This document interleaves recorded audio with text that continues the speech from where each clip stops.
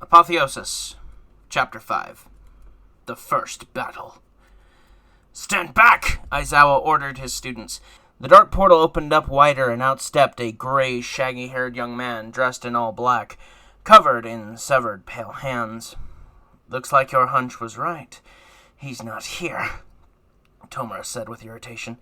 "I thought schools always followed a schedule." "See, I told you there was a chance that All Might wouldn't be here." From behind him, another walked out. This villain was shorter than the first, dressed in a white hooded long coat underneath what appeared some sort of gray form-fitting leathery material that resembled hexagonal scales going all the way up to his neck, covering his mouth and hiding his face even more. Black pants with gray armor and covered knee pads with shin guards and matching boots. "You must always plan for these little hiccups in your schemes, Tomura." There also seemed to be some strange metal device on his left arm, resembling a big metal gauntlet with what looked like small round vents on the side and knuckles. "Plan B, then." Shigaraki smirked as the portal behind them grew wider and more villains came forward through it. 13!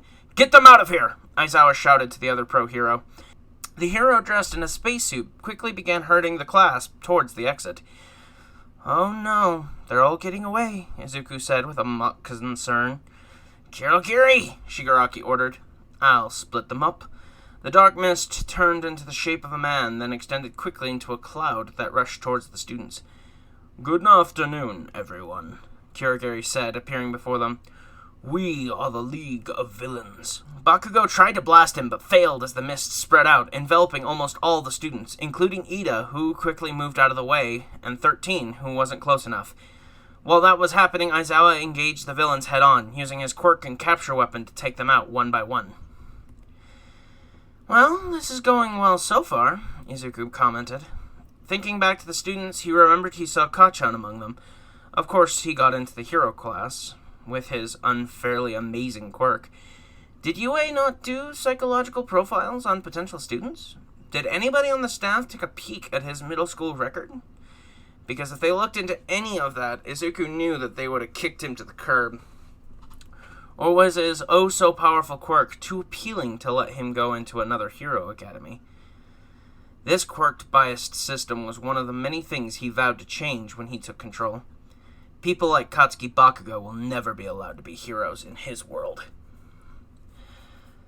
I wonder, seeing as Tomura was busy watching Eraserhead fight and not listening to him, he decided to go off on his own and see if Katsuki's amazing quirk could be defeated by his technology.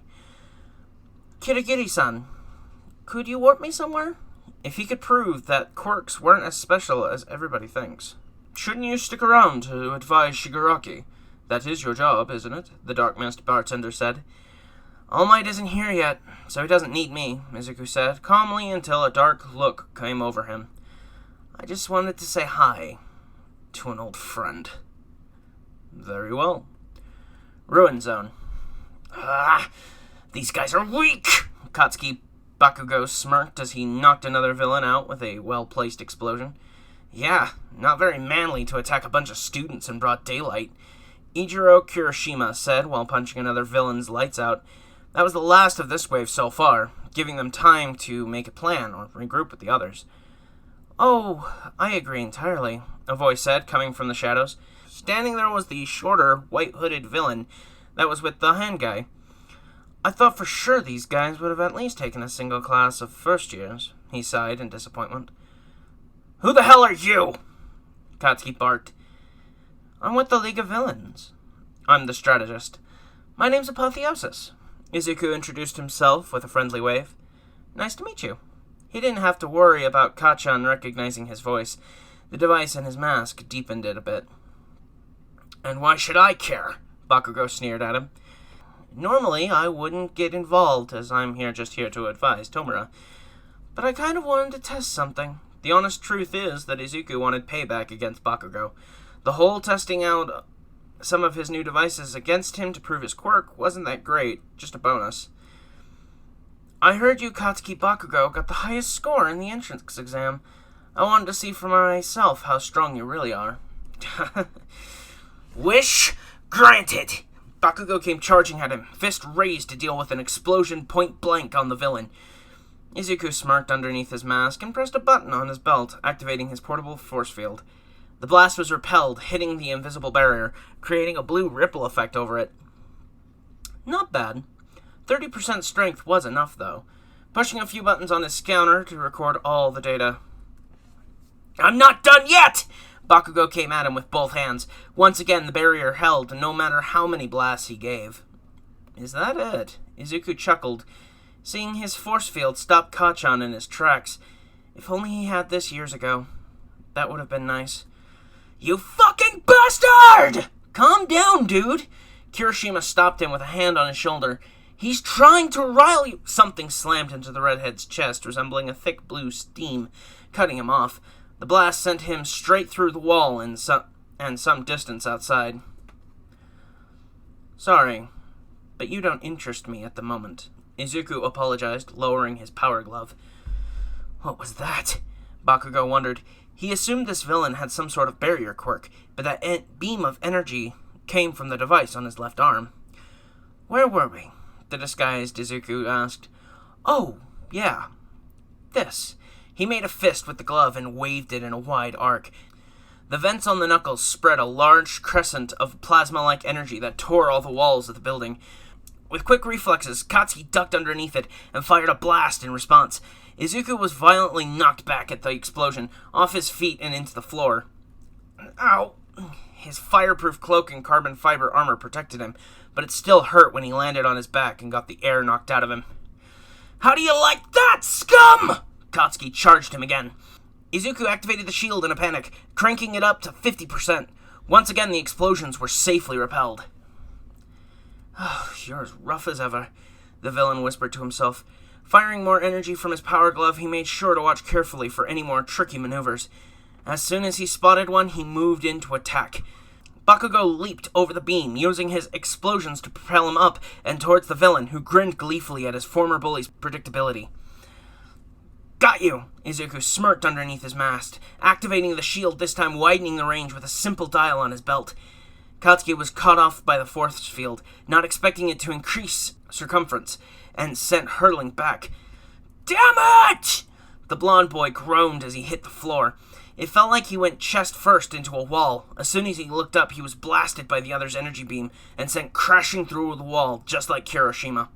A power cell was ejected from the glove, but Izuku ignored it. The power glove was designed to detach the cells when they became damaged or emptied.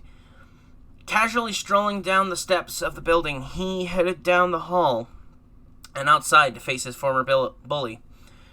Who knew revenge would feel so great? Katsuki coughed as he struggled to stand. Whatever hit him hurt worse than that force field thing. "Oh my, did you need a hand?" Izuku mocked as he skipped over to him. "Shut up, you hooded freak!" Bakugo screamed at him. Temper problems. That's going in your file." The villain chuckled, pointing his glove at the boy.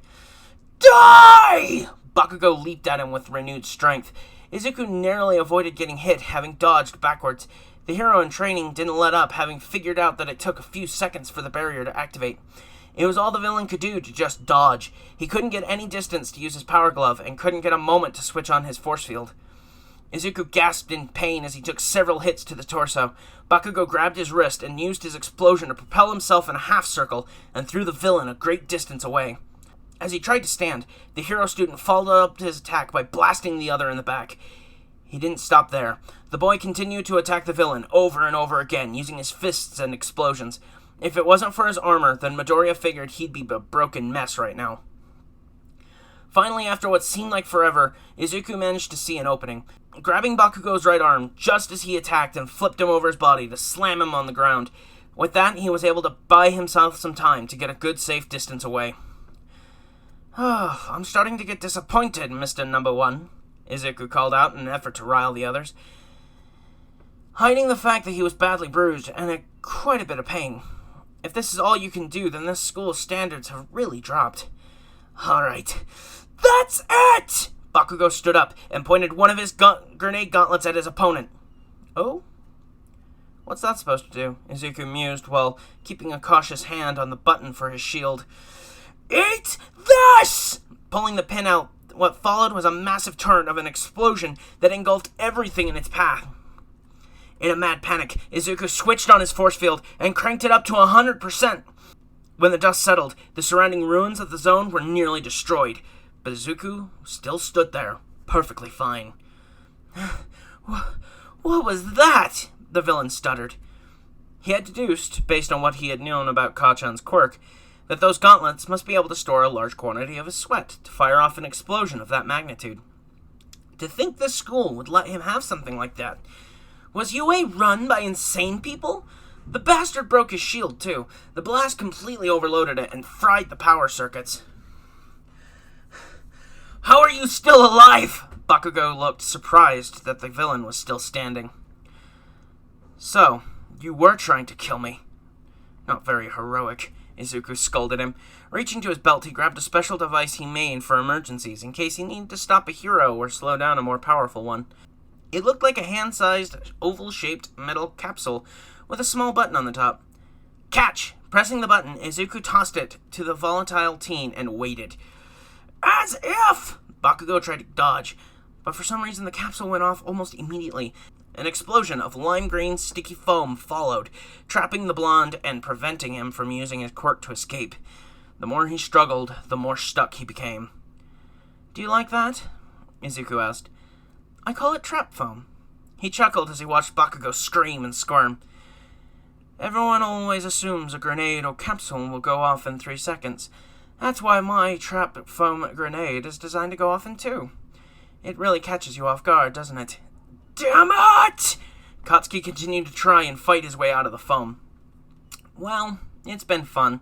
Izuku pointed his power glove at the hero trainee's face. Good night. As soon as he fired it, someone grabbed his glove and pulled it off course just in the nick of time for the attack, to just graze past Bakugo. Huh? Pulling his hand away while another power cell was ejected, he turned to face the other UA student he forgot about. Attacking someone who's down? That's not cool, man! Kirishima stood protectively in front of Bakugo. Not a scratch on you, even after a full blast, Izuku said with amazement. You must have an impressive quirk. Thanks. You're pretty tough yourself, for a villain, Kirishima complimented while keeping his guard up. Anyone who can keep up with Bakugo wasn't to be trifled with. Me? Oh, I'm just a strategist and an advisor, Izuku shrugged. I shouldn't even be here in the battle, but I wanted to test something on Mr. Number 1 over there. Test what?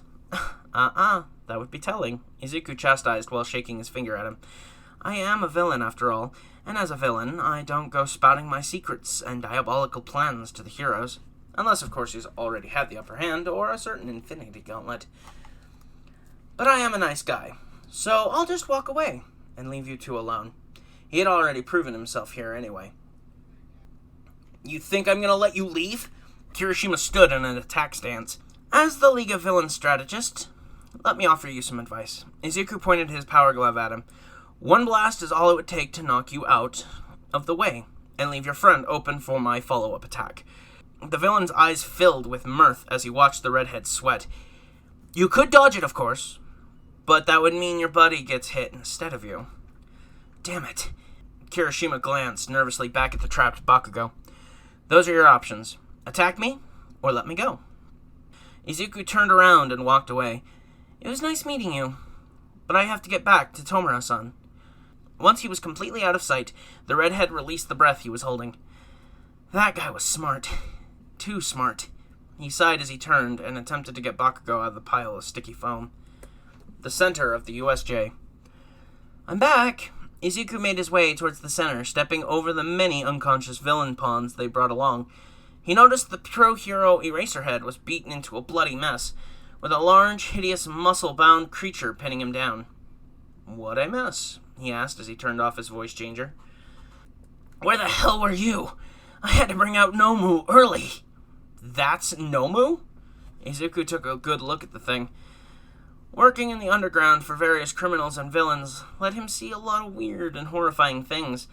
That Nomu, with its large black body, beak face, and exposed brain, was definitely going on his top 10. Answer the question, strategist! Whoa! Calm down, Tomura. Izuku stepped back and held his hands up in a non-confrontational manner.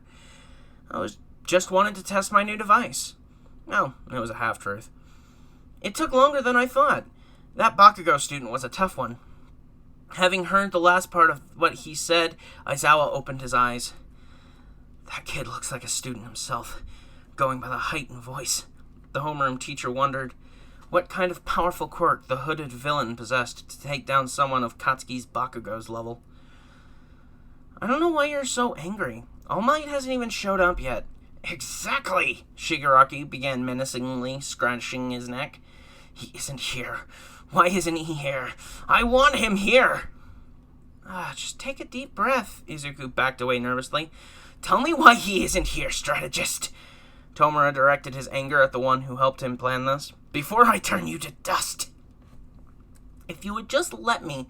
Izuku paused as a scouter alerted him to something. Someone with a huge quirk level was fastly approaching the facility. Wait, there's only one person that could have a quirk level of over 100. The doors to the USJ burst open, revealing a tall, imposing figure. All Might had arrived. He's here. Tomura couldn't hide his excitement. Indeed he is.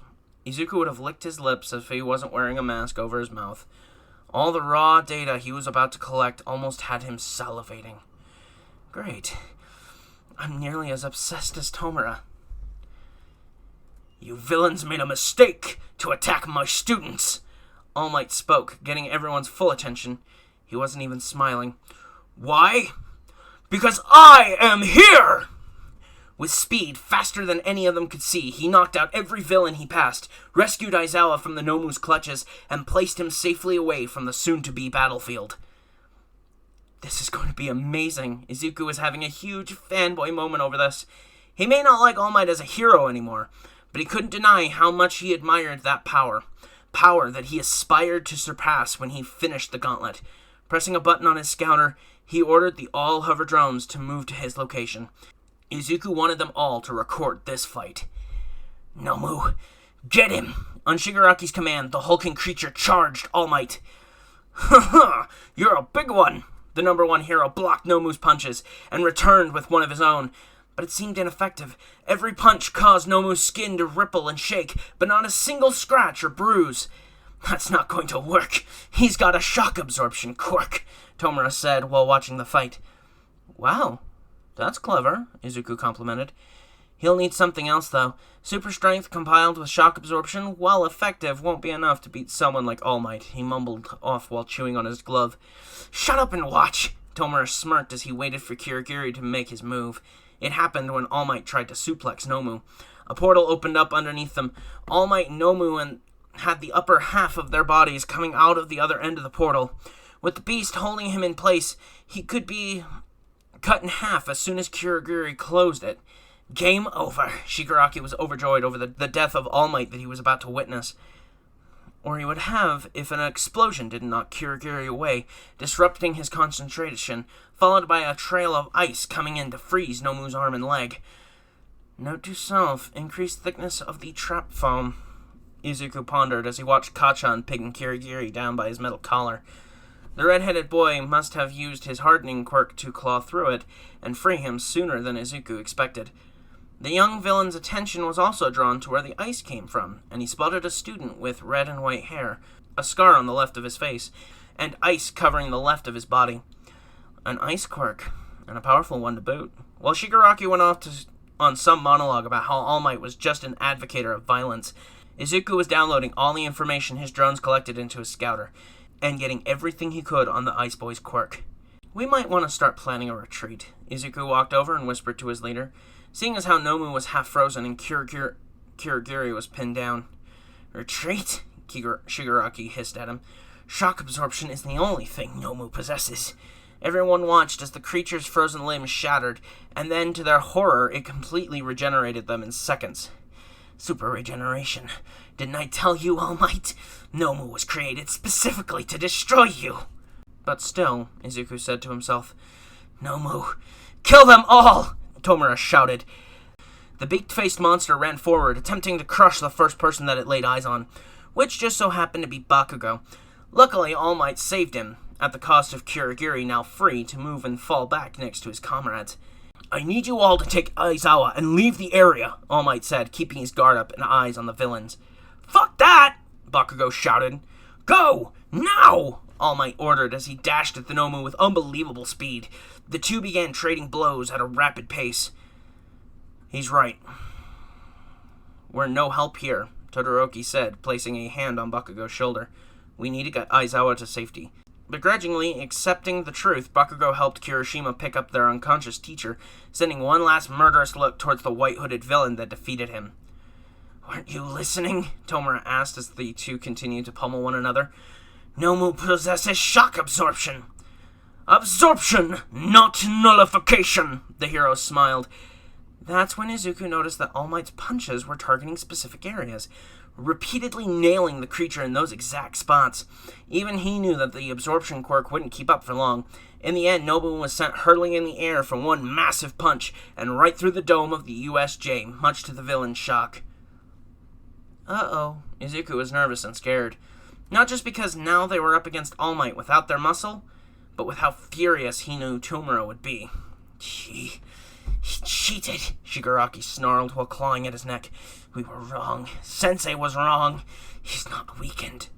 No. Look at him. He's definitely gotten weaker, Kirigiri pointed out. Izuku noticed the smoke starting to come off the hero's body, just like when he had met him on that roof. That meant he'd soon revert back to his true, powerless, and emaciated form. We can still kill him, Tomura. We can't.